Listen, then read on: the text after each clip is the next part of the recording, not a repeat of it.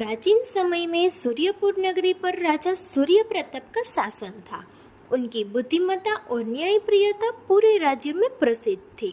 राजा न केवल वीर योद्धा थे, बल्कि उनकी न्यायप्रियता ने उन्हें जन जन का प्रिय बना दिया था।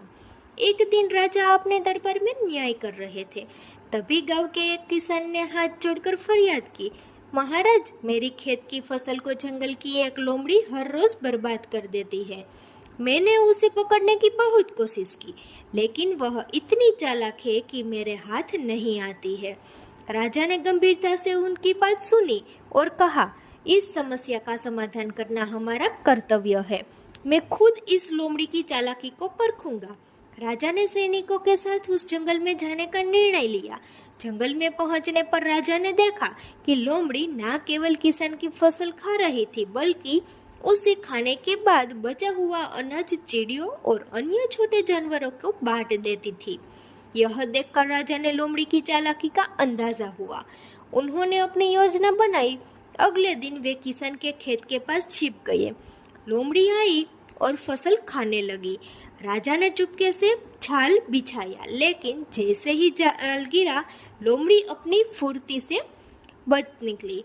उसने पीछे मुड़कर राजा को देखा और बोली, महाराज, मुझे पकड़ना इतना आसान नहीं है। मैं किसी से अन्याय नहीं करती हूँ। राजा ने लोमड़ी का पीछा किया और उसे समझाते हुए बोले, अगर तुम सच में निर्दोष हो तो क्यों भागती हो? न्याय से डरने की आवश्यकता नहीं है। लोमड़ी ने हंसते हुए उत्तर दिया, महाराज, मैं आपकी न्यायप्रियता के बारे में जानती हूँ, लेकिन मुझे इंसानों से डर लगता है। उन्होंने हमेशा मुझे पर झूठे आरोप लगाए हैं। मैं फसल खाती हूँ, लेकिन उसका कुछ हिस्सा जंगल के अन्य जीवों के लिए छोड़ देती हूँ। राजा ने लोमड़ी से कहा, अगर तुम सच में सच कह रही हो तो मैं तुम्हारा पक्ष सुनने को तैयार हूँ, लेकिन तुम्हें दरबार में उपस्थित होना होगा। वही तय होगा कि सही क्या है। लोमड़ी ने राजा की बात मान ली और अगले दिन दरबार में किसान, लोमड़ी और गवाहों को बुलवाया गया।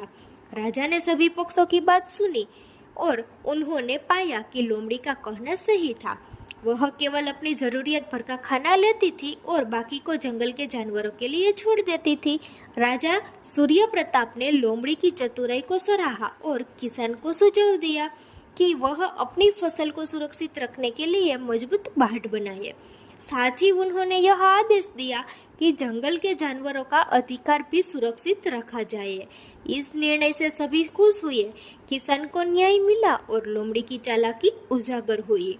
राजा सूर्य प्रताप ने न्यायपूर्ण फैसले के बाद जंगल और गांव के बीच एक अनोखा संतुलन बना गया। किसान ने अपनी फसल की रक्षा के लिए मजबूत बाट लगाई और लोमड़ी ने वादा किया कि वह जरूरत से ज्यादा अनाज नहीं लेगी। लेकिन कहानी यह खत्म नहीं होती है।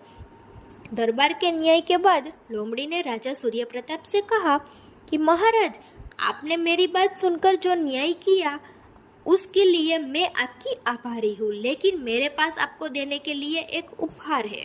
राजा ने मुस्कुराते हुए कहा, उपहार वह कैसा? लोमड़ी ने कहा, मैं जंगल की रक्षक हूँ और हर जगह जाती हूँ। मुझे ऐसी कई बातें पता है जो आपके राज्य के लिए उपयोगी हो सकती है। अगर आप चाहे तो मैं आपकी सहायता कर सकती हूँ। राजा को लोमड़ी की बातों में दिलचस्पी हुई। उन्होंने उसे अपने दरबार में एक गुप्तचर के रूप में नियुक्त कर लिया। कुछ समय बाद राजा के गांव के खबर आई कि वहां डाकुओं का आतंक बढ़ गया है। लोग अपनी फसल और धन को लेकर बहुत चिंतित थे। राजा ने लोमड़ी से कहा, तुम्हारी चालाकी और तेज बुद्धि इस समस्या को हल कर सकती है। क्या तुम मेरी मदद करोगी? लोमड़ी ने गर्व से सर हिलाया और जंगल की ओर चली गई। उसने डाकू को ठिकाने का पता लगाया कि अपनी चतुराई का इस्तेमाल किया। वह चुपके से डाकू की बातें सुनती और उनके हर कदम की जानकारी इकट्ठा करती। लोमड़ी ने राजा को सूचित किया, डाकू रात में नदी के किनारे से गुजरते हैं और वही अपनी लूट का माल छिपाते हैं। अगर आप चाहे तो उन्हें वहां पकड़ा जा सकता है। राजा ने तुरंत अपनी सेना के साथ योजना बनाई। उन्होंने रात में नदी के किनारे घात लगाकर डाकू को पकड़ लिया।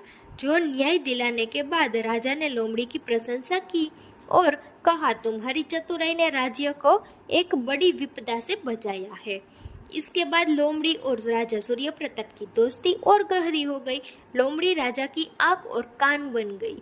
उसने जंगल और गांव के बीच संतुलन बनाए रखा और किसी भी समस्या की सूचना राजा को समय पर देती रही। एक दिन एक व्यापारी ने दरबार में शिकायत की कि जंगल के एक भालू उसकी गाड़ियों को तोड़ता है और सामान लूटता है। राजा ने समस्या को समझने के लिए लोमड़ी को भेजा। लोमड़ी ने भालू से बात की और समझा कि वह भूखा है, क्योंकि इंसानों ने जंगल के आसपास की जमीन पर कब्जा कर लिया था। उसने राजा को सुझाव दिया कि भालू के लिए जंगल में भोजन की व्यवस्था की जाए। राजा ने तुरंत आदेश दिया कि जंगल में पौधों और फलों का उत्पादन बढ़ाया जाए।